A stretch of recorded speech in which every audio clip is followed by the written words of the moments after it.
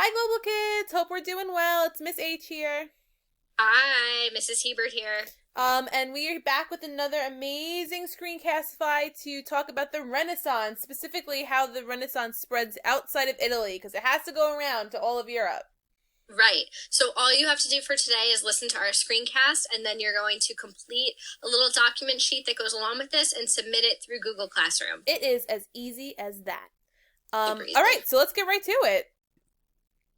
Well, if I can move, there we go. So the Renaissance ends up moving north 100 years after it started in Italy. And we kind of talked about Point B last time, right, Miss Hebert? Right. And it also, I feel like 100 years, some of you are going to be like, whoa, why did it take so long? Mm. But you have to remember, we're not talking about today. We're not talking about people spreading messages on TikTok or on Yeah. Instagram. So things moved a little bit slower. Much slower, actually. Yeah, and that's actually a really good point. 100 years isn't that long when you consider that. And then, the reason why, too, that it took even that much is because you have to remember that Europe is still coming back from that Black Plague, right? The Black Death. And it was devastating in every single regard, including money, financially. Right. So they're not going to have the time or the effort or the money to pursue like things like painting and writing and all this other stuff because they're too busy trying to make ends meet back in the day. Right. Okay. So, as far as where the Northern Renaissance began, so it all kind of falls under the Renaissance, but then we have like the Italian Renaissance and the Northern Renaissance. So the Northern Renaissance began in Flanders, which is now today Northern France, Belgium, and the Netherlands. Kind of like a combination of that area. Yeah, if you can see on the map here, like you can see this is France, this is what's considered Germany and Netherlands and stuff like that. Right. And if you are from Flanders, you are Flemish. Fun fact. That's a fun term. Not Flemish like but Flemish. Yeah, exactly. So while it's definitely influenced by the Renaissance in Italy, it also develops its own style. So it's still considered, like we said, the Renaissance. It just is its own unique take on it, I guess you could say. So they'll have like different characteristics that attribute to that style. They're going to have a lot greater details within their artwork. The landscapes might be a little darker and colder than what was happening with Italy. And that can be easily explained with the climate was different from between Italy and Northern Europe, which makes sense. Right. They don't have that southern Mediterranean climate where it's like warm and nice and you're by the ocean. The north was a little colder, a little dreary. Yeah. Nice.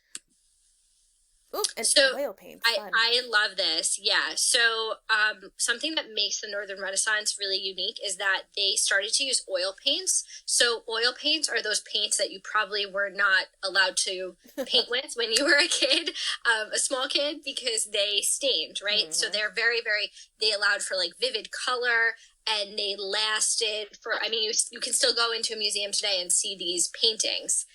Because that paint was so strong. And remember, that's hundreds of years after the fact. That's incredible. Exactly. Yeah. That's so cool. So that's a really big invention or innovation that comes out of the Northern Renaissance. Nice. And so here are some of like Northern Renaissance artists that are very notable, kind of like what we did last lesson. These are some who like you've probably seen their artwork even if you don't know who they are or you haven't even realized it. This is so funny, this little meme right here. So I think we're going to go through each one, right? Pretty much, yeah. Yeah, we have some examples of each one of these artists. We have examples of their artwork here. Yeah.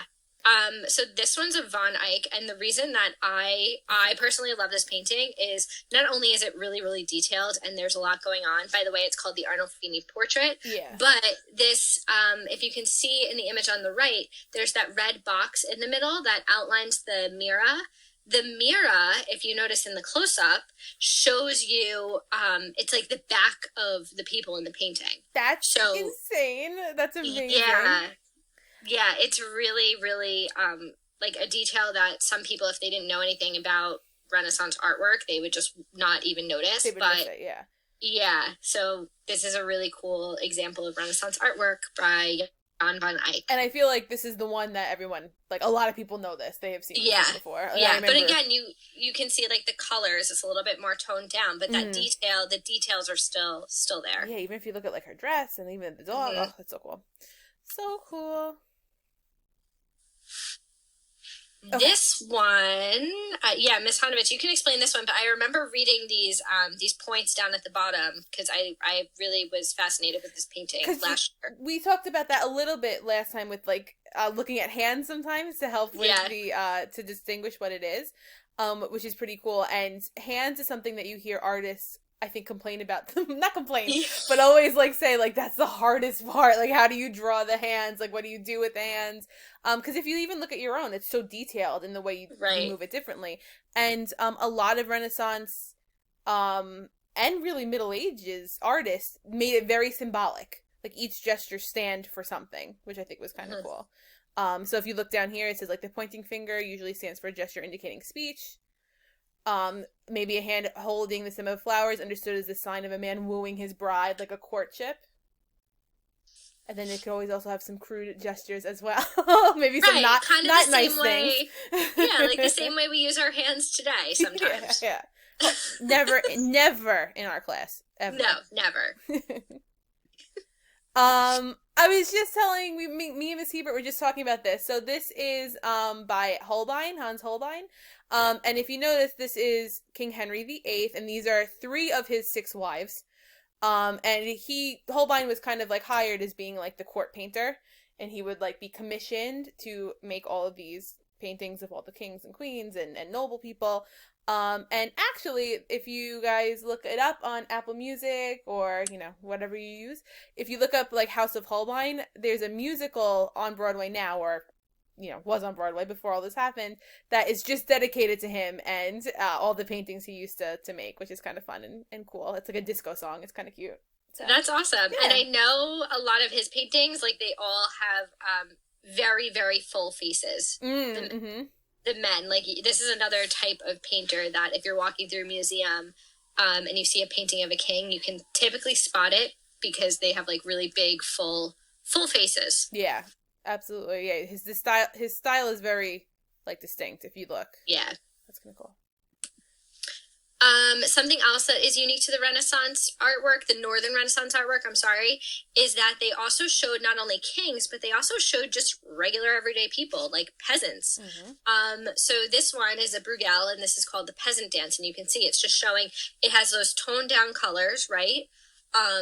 It looks like it's maybe a little bit chilly out if you were in this painting, but it's showing just everyday peasants. Like this isn't a painting of somebody who's royal or somebody who's wealthy. It just shows everyday peasant life. That's nice to see. It's like a time capsule through time, like what it actually probably looked like back then.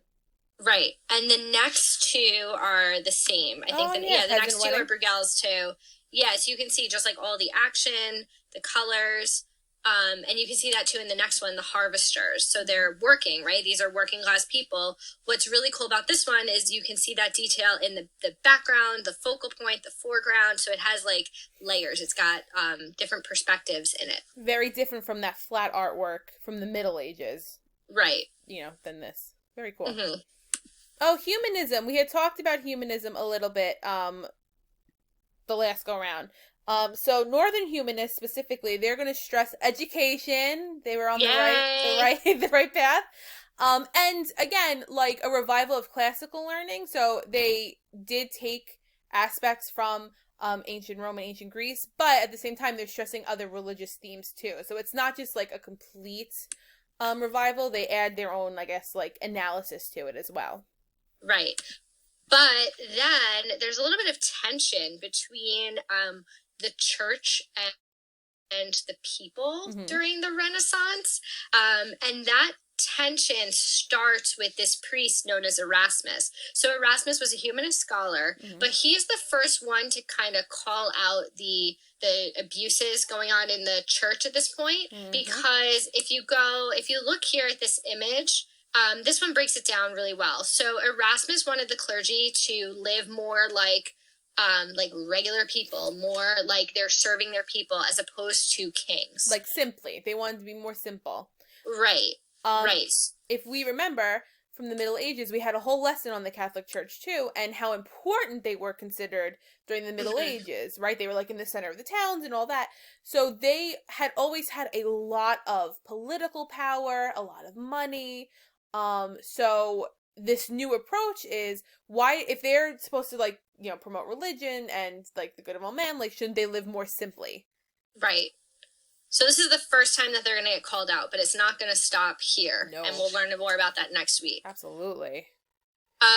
These are just the next few people. These are, some of them you might be familiar with, but these are just writers who kind of drew attention to different ideas during the Renaissance, because it wasn't just all about artwork. Right. So Sir Thomas More, he writes this book called Utopia, where he describes the perfect society where people live in peace and harmony and everybody has everything that they need to survive. Which is why you hear, like, now, like, you'll hear that word thrown out a lot, like, oh, it's like a utopia, or, you know, it's perfect utopia, stuff like that. I would hope we have all somewhat heard of William Shakespeare, even if we haven't read anything. I was going to say, I feel like you guys have been reading Shakespeare this year. It was Romeo and Juliet, right? Yes. They were all talking about it during class. So, okay, good. All right, so you should definitely know what this dude's about. But cool fun fact, look at that. Created about 1,700 new words. That's nuts. Yes, I believe the word swagger there can be attributed to Shakespeare. Gosh. Thank you, William Shakespeare. Don't quote me on that, but I'm pretty sure. I feel like I read that on a Snapple fact or something. That's awesome. This wasn't written as a musical, but it became a musical, Don Quixote. Yes, yes. And if you have an opportunity, go see the musical, because the book is really, really hard to understand, because it's so, I remember reading this in high school and again in college. It's super, super trippy. Yeah. It jumps all around. It's about this guy chasing windmills, and he thinks that they're jousting and they're out to get him. But it's really, really cool, and a very, very famous work of literature. Yep. And speaking of literature, this is probably the most important thing we have to talk about, is the creation of the printing press. Yes, thank you, printing press, because if we didn't have this, we wouldn't have any of these great works of literature. You know, and remember, Middle Age time, if there was a famous piece of literature that wanted to be spread around, usually monks, would have to write it by hand, write whole books by hand, copy it word for word for word for word.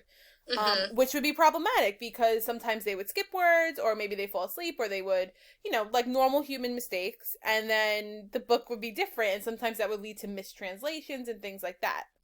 Right. Now with the printing press, which looked like this, people were able to make more books very quickly and make them uniform so they could be spread everywhere. Right. And the first book that they do end up printing is the Bible. And what you're going to, you can see it here in this picture, a picture of one of the Bibles printed by the Gutenberg printing press. What you're going to find out, though, today in your reading and in the documents is that because the Bible was the first book printed and not everybody could read, oftentimes people who wanted to read the Bible would have to go and have it read to them. And not everybody who would be, you know, reading the Bible to a group of people would be reading it word for word. And that also leads to some issues between the people and the church during the Renaissance. Very interesting. So we'll get to that. And here you go, like the impact of the printing press. So books are going to be produced faster. Obviously, people aren't writing it word for word anymore, and cheaper. So now more people can afford to get the book. More people are going to learn how to read and write. Ideas are going to spread because the books are, you know, spreading themselves. And like Miss Heber had said, this is going to lead to some more tension within the world of religion. Right. Before you read that document today, try to think about what your life was like before you could read, when you were a little kid, and maybe your parents would try to spell things out in front of you because they knew that you couldn't read, you couldn't understand, you know, the spelling. And maybe your life got better now, you know, now that you could read, you can understand things, you can question things. Yeah, absolutely. Okay, I'm just going to pause so I can show you guys what the worksheet looks like. All right, friends, so this is the worksheet that you're going to complete, the assignment. It talks a little bit about the origin of the word Renaissance, how it started to spread throughout Italy, and finally, most importantly, it talks about the invention of the printing press. Big deal. Super important. And this is a document that I was talking before that it's really important to read carefully and try to think about the fact that now you have people who are learning how to read. What impact is that going to have on society during the Renaissance? And my friends, that's all we got. That's it from us. We hope you have a good weekend. We miss you. And if you have any questions, please email us. Definitely. Definitely. We're getting a few emails from kids just checking in about whether or not they're up to date on work, and we'd love it. All right, bye.